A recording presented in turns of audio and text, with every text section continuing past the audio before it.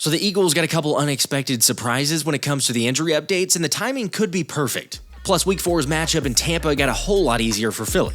You're right though, it's the Rams this week and there's several areas to watch out for. In this video, I'll get you up to date on all the latest around the birds and talk with Rams YouTuber Jake Ellenbogen on a couple areas the birds could exploit. So let's talk about it. But first, let's run it.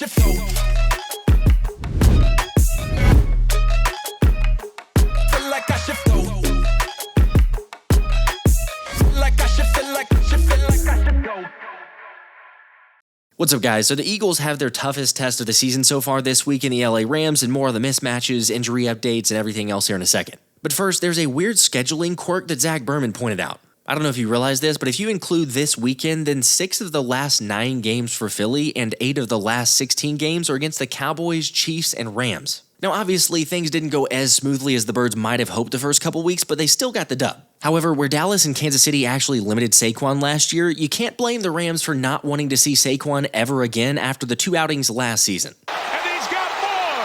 And he's gonna go all the way! What a night! What a season! What a player! And adding to it, there goes Barkley! Into the clear! Through the snow! All the way home!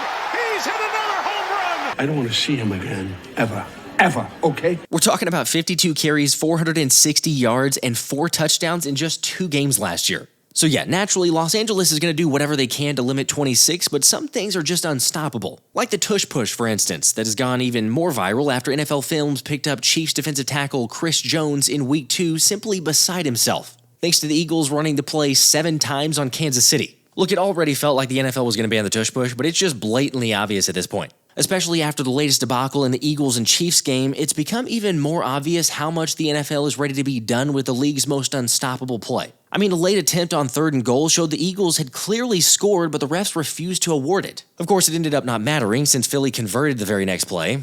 But what stirred up the controversy was Chiefs players claiming the birds were getting an unfair advantage by jumping the snap early, which is what had Fox NFL rules analyst Dean Blandino admit he'd had enough of the Tush Push. I am done with the Tush Push, guys. It's a hard play to officiate like we've been talking about. The hilarious part is that apparently the NFL also had enough of the Tush Push, with the league beginning to ban every single shot of the Tush Push that fans started posting saying they were false starts by the Eagles. Yet ridiculously, fans started claiming the NFL was taking Philly's side, but we already know, so it's kind of inaccurate there because we already know the NFL tried to ban the play. They are not trying to help out the Eagles in any fashion. So my theory is the NFL is so sick of it that they don't even want to see it anymore regardless of which side you're on. Meanwhile, you can guarantee that this season is the farewell tour of the brotherly shove. This game was lost in March. This game was lost when the NFL owners refused to ban the Tush Push from happening. It wasn't lost yesterday. It was lost in March. And there might be a lot of games that the Eagles play that are lost in March. That annoys me when people say that that's the reason why we win games. When you look at our defense and our special teams and they're dominating their side of the ball, and offense is doing their part, not dominating, but we're doing our part, we're doing just enough, just to call a spade a spade. I think that's bullcrap. You can't say that, we're winning games from that. But other than that, I'm going to be an advocate for all the teams out there. You guys can definitely run this play too. I promise you, you guys can as well. It's not just us. The reality is the Eagles are the only team that run this at a competitive advantage. Every other team that tries this does not have the statistical evidence to suggest that there is a major competitive advantage. So if that's the reason you want to outlaw it, where is the data that everybody else is getting this at a high percentage? It's not out there. Jalen Hurts has attempted the Tush Push more than balls thrown down the field 10-plus yards. And 60% of league revenues come from television. They're overusing it. The NFL will never come right out and admit it, but they just don't like the fact that the Eagles, no other team, but the Eagles can run it so successfully. Yes, they hate it because they continue to see it out there, but it's the fact that the Eagles have an advantage. They say they're about competitiveness, which it's ironic there because you have a team that's gotten incredible at it. There's no differences to say that another team couldn't run it. They just can't run it as well. Unfortunately, the NFL is clearly going to be done with this thing. Although, again, you got to be kidding me to try and take it as far as saying the one reason or the biggest reason the Eagles are winning is because of that one play. Yeah, well, that's just like your opinion, man. Whatever, I'm letting it bother me way more than I should.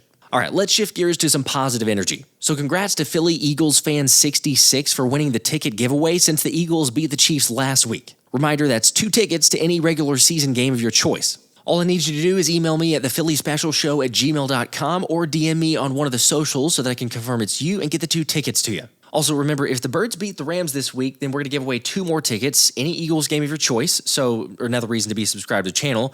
And also, if I don't hear back from Philly Eagles fan 66 by next week, then I'm going to pick someone from this video in the comments section to win those tickets. So feel free, drop a like, let me know your score predictions, and get a chance to potentially win 2 tickets. Not gonna lie, each week is a reminder for just how difficult the Eagles' schedule is. Granted, it's a first-place schedule, and heavy is the head that wears the crown, yet when it comes to the Buccaneers in Week 4, they've been dealt with a massive blow on several different injuries. After starting right guard Cody Mock suffered a season-ending knee injury Monday night, and starting right tackle Luke Goedert was placed on IR after re-aggravating a foot injury, so he's at least out for another 4 weeks. Well, that's also not to mention already the left tackle in Tristan Wirfs, who's still trying to get back from his knee surgery he had a couple months ago. Meaning if you're doing the math there, the Bucs are now down 3 starting offensive linemen. Plus, you got receiver Chris Godwin, who won't be 100%, is still trying to get back, the injury that he suffered there. So the Bucs are down several guys, and that's just the offense. Because then you have 2023 first-round pick Kalijah Cansey, who had 11.5 sacks over his first 2 years, ending up tearing his pec against Houston as well. Which on one hand is obviously, yes, a big opportunity for the Eagles, but you really never like to see injuries like this. Of course, you're right, though. We got plenty of time to talk about Tampa. This week it's the Rams. We got to stay focused. As fans, we can look at it a little bit, but still, you're right. We focus on the Rams.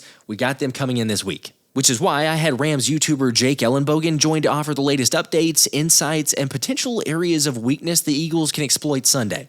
I feel great about this game. Been waiting for this one for a while. Yeah, definitely a sour ending to such a fun season and just everything they went through, going through the LA Fires and having their playoff game that they were going to host move to Arizona. Arizona did a great job of putting that together. So to go to Philly and do what they did in a blizzard, essentially, was really impressive. And I think the big thing with that one is when you look at that team, that wasn't the best iteration of the Rams. We knew that, Cooper Kupp was kind of hanging on by a thread with this organization. Wasn't the same Cooper Kupp, and they couldn't afford to continue to spend that much money on him. And we knew, some other things were going to happen where, they've kind of gone away from, a high octane passing attack like they've had before, and they were trying to be more of a balanced team. So they go out, they get Devontae Adams, they go out and get Poona Ford to stop the run. They go out and they get Nate Landman, who's looked really good the first 2 games. Bring back Akella Witherspoon, who was outstanding in that game. You see the jersey behind me. But, I think they did a really nice job addressing really everything. I think I've gone on record saying this. I think this is the best iteration of a Sean McVay Rams team that we've ever seen. And that sounds crazy, but when you think about it, it's not necessarily the starting 22. And I feel like a lot of people don't realize that. It doesn't have a Jalen Ramsey, doesn't have a Bobby Wagner, no Aaron Donald. But what this team does have is a lot of depth. So much so, Sean McVay said they had basically 4 starting cornerbacks to start the season. So while it's an absolute bummer, a friend of mine and, obviously a very good player in Akella is down for this game. I do think they are ready because they have so much depth in that cornerback room. The safety room has plenty of depth. And, even the offensive line, their wide receivers, they're 6 deep. Everybody's getting playing time. Their tight ends, they're 4 deep. And the defensive line is just absolutely insane. So just a lot of depth all around. Something the Rams I felt lacked last year, and we saw it at times. So, yeah, I'm really excited for this game. I think, all in all, these are the 2 best teams, and they will be playing each other in the NFC Championship game. I think they were the 2 best teams last year, and I said it then, and I've talked to Rams on the team since, and everybody in that stadium, I think, believed that the winner of that game was going to win the Super Bowl. So I'm excited for the rematch. I'm excited for the no blizzard this time around, and just like the elements are cool, but yeah, I don't know. I'd prefer like no elements in this one. But to be fair, it was tough for me not only losing that game, but I flew 3,000 miles out to see the Rams and Eagles on that that primetime game, and man, that was brutal. 0 for 2. In fact, it's been, I think, if I'm not mistaken, 9 of the last 10 games the Eagles have beaten the Rams. So it's not the best, but while we'll save the score predictions for a little bit later, I feel like I can tell where that one's going based on your initial answer there. So, I mean, hey, you know what? I like it. Packers fans, if there's any that have heard that, may disagree with you of saying that we're the top 2. I would still kind of, agree if we're looking at it. It's very early on, though. It's just 2 weeks in. Packers want to say they're going undefeated or they're, going to have just the crown already, but we'll see. But it's 1 week at a time. Winning is the most important thing that happens. I mean, I look at the Eagles and, there's been some struggles, if we'll call it that, for the offense, not firing all cylinders, not at least how they ended the season there and everything else. But at the end of the day, like you say, 2-0, 2 teams that are undefeated. You guys had the Texans and the Titans taking care of business, a 14-9 game, and then, a little bit better, I guess, offensive output against the Titans. But so far through 2 weeks, just what you saw from the guys, any concerns there, or how you feeling just from those first 2 matchups? Yeah, I'm feeling really good about the team through the first 2. I think if there are any concerns, you look at the offensive line, they haven't quite gotten going yet. The run game looks really good, right? You might not see it in the stat sheet, but the blocking is really good up front. As far as the pass protection, that has been an issue. And I think really, I'll be honest with you, there were some injuries in that first game. Steve Avila, their left guard, he's been kind of dealing with something with his ankle. Dotson also got messed up in that game as well. And Coleman Shelton was not the center last year. It was Bo Limmer at the end of last year. So now Coleman Shelton is back. So I think that they're kind of just gelling at this point, trying to figure things out. Alaric Jackson, their left tackle, was dealing with blood clots. So he didn't really get a full offseason of prep. He really was just trying to get back. So they were dealing with that as well. So there's a lot of different, pieces here to this puzzle. But I do believe that the thing that gets me excited about this Rams team is when you look at them scoring 33 against what I believe is a good Titans defense. That game was close with 9 minutes to go, and then they just kind of pulled away. And they had opportunities to run up the score like Detroit Lions, if you will. They don't do that, though. So, alas, you end up seeing 33-19 instead of maybe like a 45-19 game. No style points in the NFL like there's for college. No. So I could respect that. Yeah, no, McVay is that guy. Actually, the game ended with them trying so hard not to score that they sent Josh Carty out there to kick a field goal because they're like, okay, I guess we have to kick a field goal. And then Sean McVay realized, we can just run out the clock. So he took Josh Carty off the field, and you could see Carty was like, okay, yeah, that's fine. He took his helmet off and just cursed into the helmet. He was so pissed. So that's what you're getting with Sean McVay, though. Obviously, Brian Callahan, the head coach of the Titans, a lot of respect there for him because, his dad was one of the mentors of Sean McVay with the Redskins at the time. So I get that, but that's Sean McVay for you. So they leave about, and I joked about it on Twitter, but I was serious. I mean, they leave about 50 to 60 points a year in that sense, where at the end of the game, they'll be the team that is kneeling the ball down at the 5-yard line, right in the red zone. But the thing about this team is that this offense is already leading the league in explosives. And that is a far cry from last year. They started off 1-3 last year. And the big thing I look at and why this is such a big deal is because the passing game is there against a Texans secondary that can make you pay, against a Titans secondary that's very underrated. And you look at the way Matthew Stafford is playing, and I said it kind of all off season. I wasn't worried about the back. I think it's just kind of media fodder. Well, here it is. Matthew Stafford leading the league, in terms of PFF grade and big time throws and whatever you want to throw out there. He's looked sensational.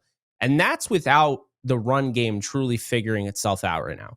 What we're going through, when you're watching Rams football, there's a transition to go from predominantly an 11 personnel grouping to now they're, bringing a lot more 12 personnel into the mix. And because of that, I think a lot of people are expecting them to run the football better. And I believe that will work itself out. But I don't think people are giving enough credit to what Kyren Williams is seeing up front, their starting running back. Williams didn't really deal with loaded boxes throughout his career. And now he's starting to see 30 to 35% of the time, he's getting the carries. They're stacking the box. And that's what happens when you're in 12 personnel. You're kind of telling teams like, hey, we're going to run the football here.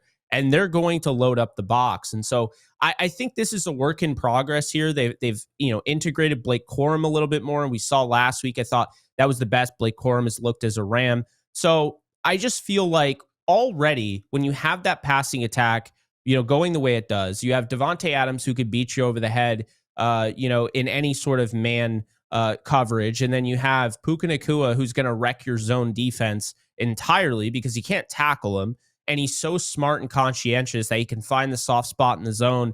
And, he's always aware of the next step. He's always trying to fight for extra yards. So when you have a player like that, a 4th and 1 last week that they run an end around and, he just pushes his way forward, finds a crease and takes a 4th and 1 that they just need a yard. And he takes it to the house for 40 plus yards. That's this team. They could beat you in a multitude of ways, but the scary thing is that this offense, I don't think is anywhere near where they're going to be at the end of the season. They still haven't really gotten the tight ends going. They have 2 tight end touchdowns to Davis Allen, but Tyler Higbee hasn't really been involved that much. Last week was the first time he even caught a pass this year. He didn't catch anything in week 1, and they drafted Terrence Ferguson in the 2nd round. He was their top pick in this past draft. So, he's going to get acclimated at some point. Tutu Atwell only has 1 catch. I expect against this cover 3 defense, predominantly cover 3 with Vic Fangio and the Eagles because the Rams run it as well. I'm expecting them to attack the middle of the field, the deep middle of the field, kind of like the Chiefs did. And, Mahomes missed him a few times, but like Tyquan Thornton was open. And I think Tutu Atwell is going to get those opportunities. I also think Jordan Whittington is going to get those opportunities. So that's the thing. When you have that passing attack and the rushing attack hasn't quite gotten to where we know it can be, that's an exciting thing for the Rams. And then that's not even just talking about their defense. You mentioned with the stacked boxes with Kyren Williams. It's affected my fantasy team. I think it's affected a couple of different people's fantasy teams a little bit. But at some point he'll get it going. Hopefully not this week against the Eagles, but we'll see maybe beyond that. But Saquon Barkley, he's always been getting the stacked boxes. 80% or 85%, I think, whenever we played you guys last year was the number. This season it's been about the same. Not as much of a difference of like, okay, hey, look, teams are obviously trying to load up just to stop Saquon Barkley. That's a given, been continual. The one thing on the Eagles side that we've seen so far through 2 games, this was Dallas extremely heavy, it was 100% of the time, and then Kansas City is still going to it a lot more, is zone coverage. There was more man coverage last year, not predominantly, it was still more zone, but it's like 10% man coverage, if I'm not mistaken, through 2 games. So Jalen Hurts in the offense is having to adjust, and people look at it and go like, okay, hey, A.J. Brown, where is he? What's going on, right? Like, they did less than 50 yards through 2 games. There's no touchdowns, like destroying, talk about, hurting fantasy teams there.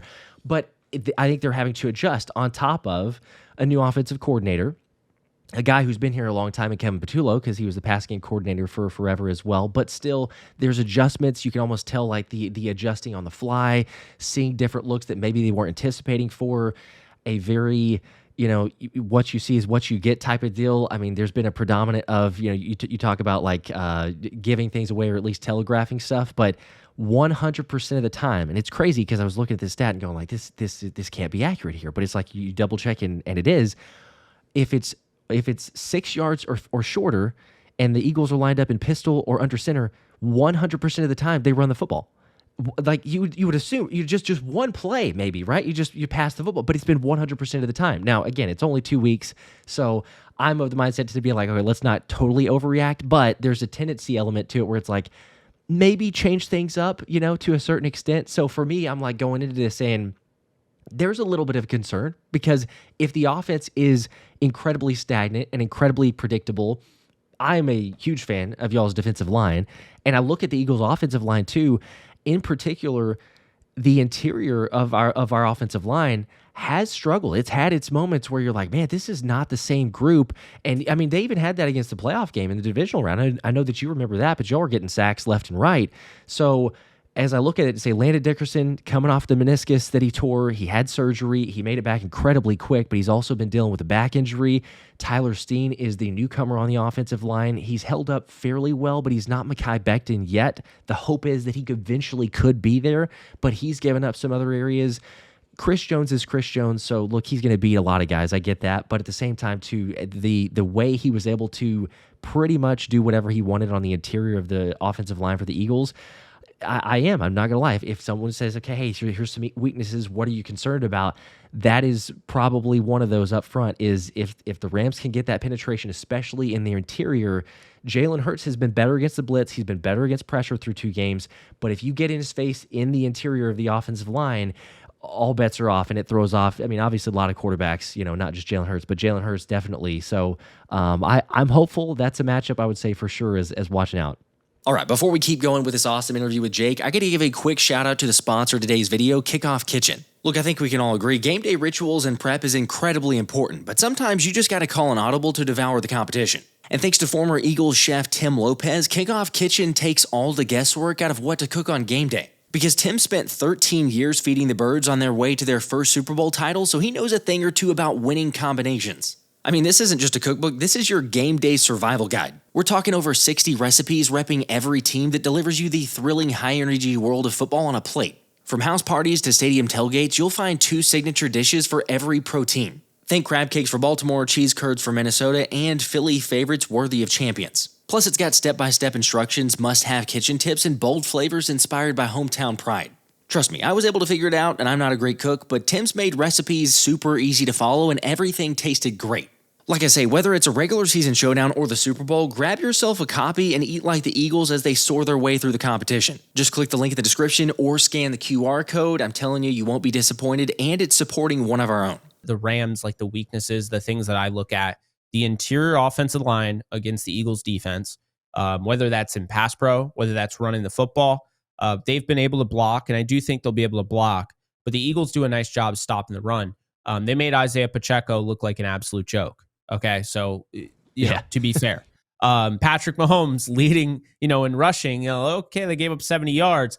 That's a different game. That's not the running game, right? That's the passing game. I don't think a lot of people understand that. So as long as it's not, a designed quarterback run, then you could say it's the run game. But, I think that the interior is a big thing. I think the cornerbacks are going to be tested. I think they can hold up. I know everyone in Philly is hoping that Emmanuel Forbes plays. That's what I was going to ask about, yes. Yeah, I knew you were. I watched your video. I knew you were, but with Forbes, he's been much more improved than what he was with the Commanders. You just saw a player that had no confidence on the Commanders. And I mean, you saw it. I mean, when he was calling out Devontae Smith and all that, like he just didn't have the confidence against the Eagles on the Commanders. But he feels more bought into now. He's definitely a better player, but I would expect him to rotate. I don't think he's going to start. I mean, this is just my opinion. I think they're going to go with the wily veteran in Darius Williams, who was the cornerback 4 to start the season. With Akello out, you can't really experiment. I think what they were doing was they were like, hey, Emmanuel Forbes, his ceiling is really high. We'll put him next to Akello. He'll play off Akello because Akello can shut down that side of the field. And then Forbes with the ball skills that he has, the 13 interceptions that he had back at Mississippi State, like if that's the Forbes that we can get, well then if he plays off of Akello, he's more likely to take those to the house. And now we have a guy that can be a takeaway machine. Well, that's true. But at the same time, you saw last week, he had an opportunity, to make a play on the football. I thought he was fine in coverage. I thought he was pretty good. But the touchdown he let up, the first career touchdown Cam Ward ever threw, really impressive throw to Elik Iomanner. Crazy. Yeah, but he lost his footing a little bit, like false stepped and then, kind of was beat. So I just feel like the Rams are going to try to avoid those things against the Eagles. And I mean, against the Colts and probably the 49ers too. They're not really overlooking anybody. But the point being is when you go into this little gauntlet, this 3-game gauntlet of 3 undefeated teams in a row, I think we're going to start to see them pull back a little bit. Okay, the reality is Akello was huge for us. He's out.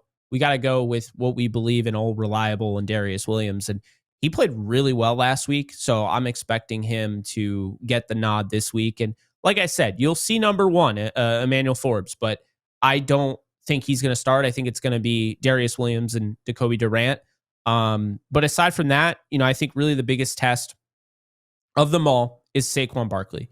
This guy had 200 yards in both games, 200 plus yards in both games against the Rams. They made a conscious effort to go out and replace the guys that they felt were the issue. Bobby Brown, they really liked him, but they felt like they got more out of Puna Ford. So they love that pickup. They feel like Tyler Davis has taken another step, who played quite a bit in that playoff game. Obviously, Braden Fiske, but to be fair, Braden Fiske is dealing with an oblique, so we're not really sure if he's going to play or not. And, Kobe Turner, who's played the most snaps on this team, he's a captain for a reason. They really like what they have there to stop the run. They also like that, Byron Young has played the run well. Jared Verse has gotten better. And you add Nate Landman, and, last year you saw the emergence of an Omar Spates, their UDFA out of LSU. He's really turned himself into something. So they have two guys in base that they can count on. They have Tank McCullough, who was a UDFA last year from Tennessee, who's carved out a legitimate role in the box as a safety. So they've done some things to try and combat what they did last year, giving up the run game. Now we'll see if it happens, but I will say, going back to those runs, I thought they did a nice job stopping Barkley on most of the game. But those big plays, how do you avoid that? And I think it really comes back to the lack of disengagement that these linebackers could provide last year. Christian Roseboom, loved watching him as a Ram, appreciate him, UDFA out of South Dakota State.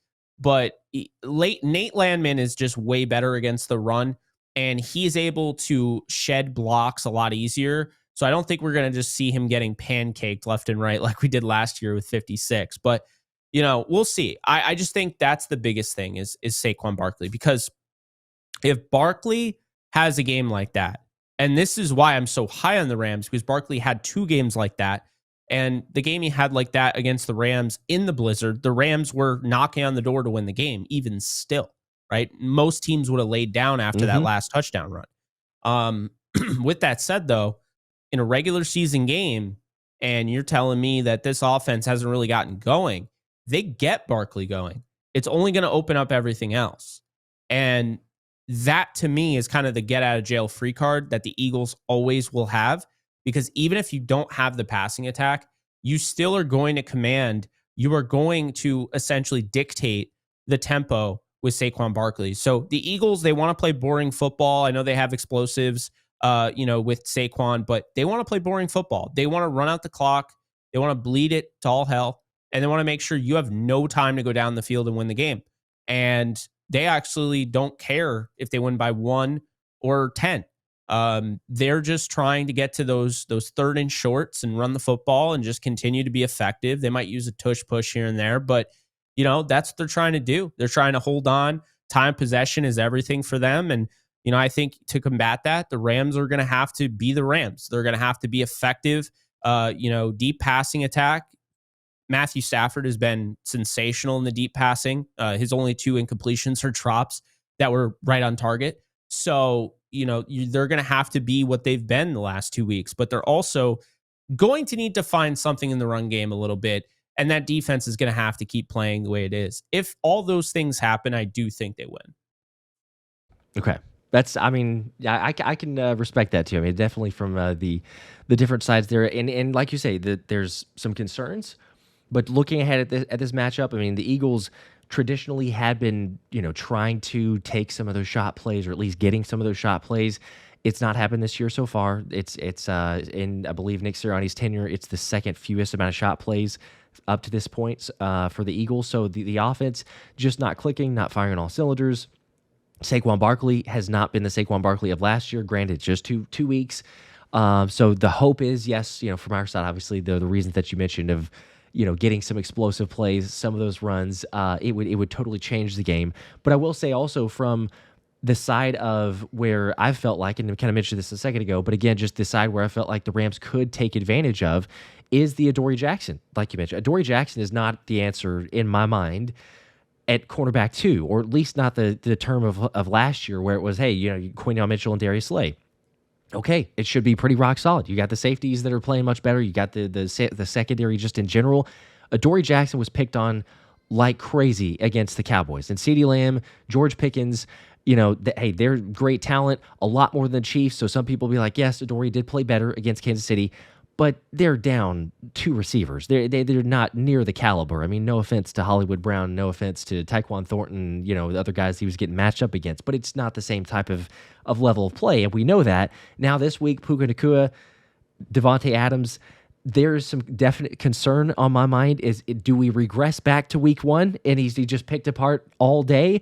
Or did he turn a corner, which Vic Fangio said, well, we hope that he did. We think that he did. And maybe he can be a solid corner for us. But that doesn't really reassure everything to say maybe he did and we hope that he could. So seeing the Rams passing attack, like you were sharing with Stafford, his ability to be able to take advantage of weaknesses, I think that it'll be picked on all day long, whoever is matched up with Adoree Jackson. So that'll be a huge matchup. I mentioned the interior offensive line, obviously with Landon Dickerson, Tyler Steen. That's another area. And then the underrated part, or I guess one that, kind of gets overlooked at times for me, is the penalties. It's been pretty sloppy for the Eagles through the first 2 weeks. I mean, they're the 4th most penalty yards in the NFL. And it's only 2 weeks, but it's still the 4th most penalty yards for a squad that, Sirianni preaches it, the fundamentals. It may be boring football, usually, hopefully can rely on that, but it hasn't been. It's been in crucial moments. It's been whenever the Eagles get a sack. There was an instance where Jordan Davis came up with a sack last week against Kansas City, and you're thinking like, yeah, great, okay, we stopped the drive here. The Eagles are going to force a field goal. Oh, no, there's a defensive hold. Okay, well, run the play back. Mahomes ends up scoring a touchdown on a rushing play, or a scramble play around the end. So it's just keeping plays alive, and it happened a couple other times against Dallas. There's only been, if I'm not mistaken, only one time that the Eagles defense has allowed any points, field goal or touchdown, one time this season that was not a penalty-induced drive or a drive that was prolonged by a penalty. So if they can get out of their own way, then it'll be much better. But I'm just curious here going in saying like, okay, is this a constant theme? Is this just like, an anomaly for 2 weeks? And we'll see because it's a small sample size. But I think penalties certainly comes into play here, a potential area for weakness. The last 9 of 10, the Eagles have won. Rams got to come to Philly. All the other things in play. What score prediction are you going with? I'm going to go 24-21 Rams. I think this is going to be a fun game. I think it's going to be a close game. And I think the Rams are going to do just enough to win this game. Now, I wouldn't be surprised if it was 24-21 Eagles. I wouldn't be surprised if the Eagles blow out the Rams. I wouldn't be surprised if the Rams blow out the Eagles. Because the thing about this is I think it's either going to be really close or not close at all. Shout out again to Jake for hopping on. By the way, people wondering where my score prediction's at, I'm going to say Eagles 24-21, so taking the inverse of what Jake said. Also, a quick announcement. A lot of you have seen me wearing the Thursday Football Club hat and were asking about it, but I've partnered with Justin Pugh and Thursday Football Club to give away 3 of them to followers of the channel. All I need you to do if you want to get these is go to their latest video. There's a link down in the description. Make sure you're subscribed and then go comment, "Let's run it" on Justin's video. All right, back to the Eagles real quick and talking about the running game. It could be getting a really nice addition in Will Shipley very soon. After multiple beat writers shared that Will Shipley, who's been dealing with the oblique injury, was practicing today after being held out Wednesday. Of course, it'd still probably be a surprise to see Shipley actually ready for LA, but the limited sample size against Dallas and based on what we'd seen in training camp, Ship is going to be a much bigger contributing factor than some people give him credit for this season. Meanwhile, the 3 other Eagles who were limited on Wednesday got in more work, and it's looking good for their chances Sunday. That's obviously Dallas Goedert with a knee injury, Tanner McKee in his hand, and Jalen Carter with his shoulder. For the record, the only player not practicing, and new addition for that matter, was defensive tackle Byron Young. So we'll keep an eye on that, but it wouldn't surprise me if Gabe Hall gets elevated from the practice squad, especially after the update on Young. And then when it comes to Los Angeles, there was no sign of Rams guard Steve Avila or defensive end Braden Fiske in the early portion of practice. Now, some reporters said Avila was out doing some work off to the side on Wednesday, but nothing on Thursday from either player. Look, honestly, both would be big losses, although the bigger surprise would be Fiske missing out. Granted, he did tweak his oblique during warm-ups in Nashville last week, which led to the decreased snap count. And Sean McVay said the Rams will continue to monitor the injury. Yet the fact that we're almost to the weekend and he hasn't even practiced is not the best sign of him playing. Remember, this is a dude who in 2 games versus the Eagles, Fiske has 2 sacks, 2 tackles for loss, and 2 stuffs against the run. Again, obviously it's not like they don't have other guys to help out on the interior, since Los Angeles' pass rush was still dominant without him being fully healthy against the Titans last week. But if Fiske is unable to play, it's beginning to look like Philly has a bigger mismatch than they might have thought. Anyway, we'll have a final update for you guys on the preview video dropping Saturday morning, so stay on the lookout for that. And go figure, another exciting giveaway announcement then as well, so stay tuned. Appreciate you. We'll catch you then. This has been the Philly Special. Like I should feel like